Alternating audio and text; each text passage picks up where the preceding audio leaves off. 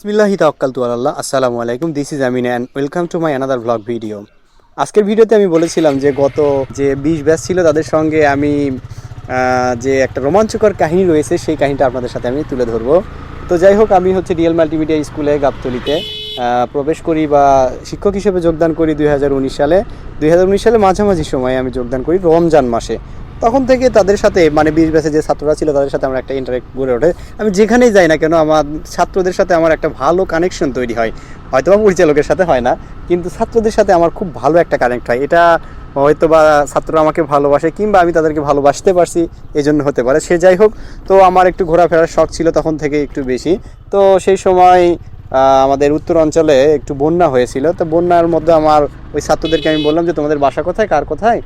সেই ক্ষেত্রে একজন জানলো যে এই হাতিবান্ধা এলাকায়, সেখানে হচ্ছে বন্যার পানিটা একটু ভালো ছিল। যাই হোক, বন্যার পানি বাড়তেছিল, তাই আমি বললাম যে নৌকার ব্যবস্থা করা যায় কিনা, চলো আমরা একটা নৌকা ট্যুর দিই নিজেরাই, অন্য কোনো মাঝি সংগ্রহ করে নয়, নিজেরাই ট্যুর দেবো। তো যে কথা সেই কাজ, তারা ব্যবস্থা করলো। সেটা ছিল সম্ভবত বুধবার কি মঙ্গলবার এইরকম সময় ছিল। তো আমি বিকেলে 3টায় উপস্থিত হলাম, তারা নিয়ে গেলাম। তারা নৌকা আগে থেকে অ্যারেঞ্জ করেছিল, কোনো মাঝি ছিল না, আমার ছাত্রই ছিল, সাথে 2-1 জন আলাদা আউটসাইডার বন্ধু ছিল ওদের, তাদেরকে সাথে নেওয়া হলো। প্রথমে ওঠার সময় যে বলা হলো যে আপনাদের স্যান্ডেল কিংবা এসে ইত্যাদি এক জায়গায় একত্র করে রাখা হোক, কিন্তু আমি সেটা করলাম না। আমার পায়ে স্যান্ডেল যথারীতি ছিলই, একটু স্যার মানুষ তো, স্যান্ডেল খুললে কেমন একটা সম্মানহানি দেখায়, এই জন্য আর খুলি নাই। আর সবাই তার মোবাইল এক জায়গায় করে পলিথিনে আটকায় রেখেছিল, যদি কোনো দুর্ঘটনা ঘটে তাহলে হচ্ছে কি করবে, যাতে মোবাইলগুলো সেভ হয়। তখন তো আর P69 এরকম ইয়ে ছিল না, ওয়াটারপ্রুফ ছিল না আমার ফোন। সে যাই হোক, তো আমি আমার ফোন নিয়ে একটু ভিডিও করার উদ্দেশ্যে নিজের পকেটেই রাখলাম, তারপর যাচ্ছি যথারীতি।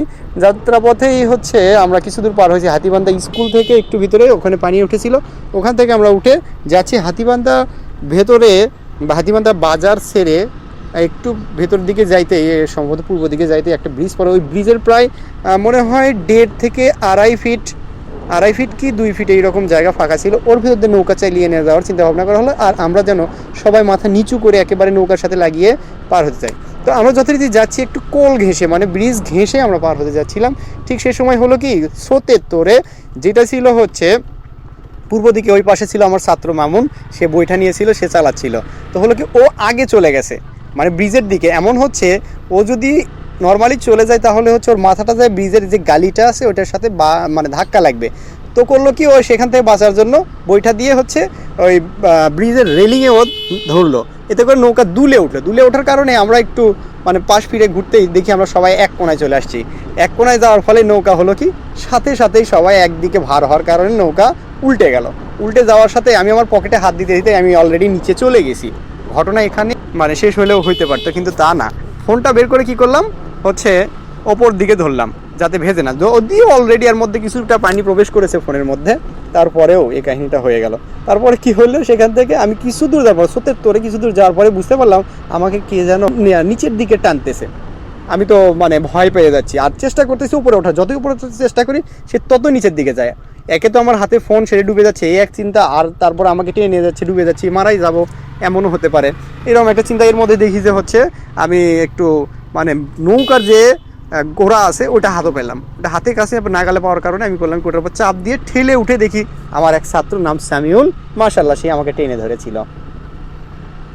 যে স্রোতের কারণে আমরা ডুবে গেলাম, সেই স্রোতের কারণেই আবার আমরা মানে শুকনা যে জায়গাটা ছিল, মানে উঁচু যে জায়গা ছিল সেখানে গেলাম। এখানে গিয়ে আমি হচ্ছে মাটিতে পা দিয়ে এবং নৌকার ওপর ভর দিয়ে ওপর দিয়ে ঠেলে উঠলাম। ঠেলে ওঠার পর আবার টেনে নিয়ে গেল, ঠিক আছে। টেনে নেওয়ার পর তারপর আমি ওকে টেনে তুললাম। এর মধ্যে হলো কি, আব্দুল আহাদ অন্দর নামে এক ছাত্র আছে, সে এখন চট্টগ্রাম বিশ্ববিদ্যালয়ে পড়ে। সে কি করলো, আমাকে বলতেছে নৌকা ছাড়েন। আমি তো অবাক, আমি বাঁচি না মরি, এর মধ্যে আমাকে বলতেছে। আচ্ছা ঠিক আছে, কাহিনী এখানে শেষ হলেও হতে পারতো। আপনাদেরকে তো বলছি এখানে প্রত্যেকটা মোড়ে মোড়ে টুইস্ট রয়েছে। এখানে শেষ হওয়ার পরে সামিউলকে টেনে তোলা হলো, সে মাশাআল্লাহ পানি টানি খাইছে। পানি খাওয়ার পরে তাকে তো বকাঝকা করতেছে। এর মধ্যে আমার হুশ হলো, আমার একজোড়া স্যান্ডেলের মধ্যে একটা পাইছে, আর একটা খুঁজে পাচ্ছি না। কি বলবো, দুঃখের কথা, সেই স্যান্ডেল নিয়ে সেই মহামারী, এদিক সেদিক খোঁজাখুঁজি করার পরেও আমার স্যান্ডেলটা কেউ খুঁজে পায়নি। 890 টাকা, দুঃখিত 790 কি 890 টাকার মতো স্যান্ডেলের দাম ছিল, লোটোর স্যান্ডেল। আজও আমি তা খুঁজে পাইনি, ওই একটা স্যান্ডেল এখনও মামুনের বাড়িতে আছে কিনা আমার জানা নেই। এই ছিল আমার হচ্ছে এই কাহিনীটা। তো পরে আমরা যথারীতি মামুনের বাসায় গিয়ে নৌকা নিয়ে গেছি, মামুনের বাসার প্রায় কাছাকাছি পানি চলে এসেছিল, এই জন্য নৌকা একবার তার বাসার কাছে গিয়ে সেখানে আমরা হচ্ছে আদার্স ডিভাইস যাদের ছিল সেগুলো রেখে আবার আমরা নৌকা নিয়ে ঘুরে আবার সন্ধ্যার আগ দিয়ে আমরা হচ্ছে গন্তব্যে ফিরি যে যার মতো। কিন্তু আমার এই স্মৃতিটা এখনো মনে থাকবে, যারা যারা এই স্মৃতির সাথে ছিলেন অবশ্যই তারা রিলেট করতে পারতেছে সেদিনের ঘটনা। তো তার পরের দিনে যায় স্কুলে এটা রটে গিয়েছিল যে স্যার নৌকা ডুবি করে আসছেন। রবীন্দ্রনাথের নৌকা ডুবি আমার নৌকা ডুবির কাছাকাছি চলে আসছিল। সে যাই হোক, হয়তো পারতো সেদিন আমি মারা যেতে পারতাম। পরের দিন হয়তো লিড নিউজ হইতো যে শিক্ষক ছাত্রদের সাথে ঘুরতে গিয়ে শিক্ষক এবং ছাত্র উভয়ের মৃত্যু। আল্লাহ চাইছে, আল্লাহ আমার হায়াতে তাইয়্যিবা দান করছে বিধায় আমি এখানে বেঁচে আছি, আপনাদের সাথে গল্প করতে পারতেছি। তো কেমন লাগলো ঘটনা অবশ্যই জানাবেন, আর যদি ভালো লাগে বা আপনাদের সাথে এরকম কোনো ঘটনা ঘটে থাকে অবশ্যই শেয়ার করবেন। আল্লাহ হাফেজ।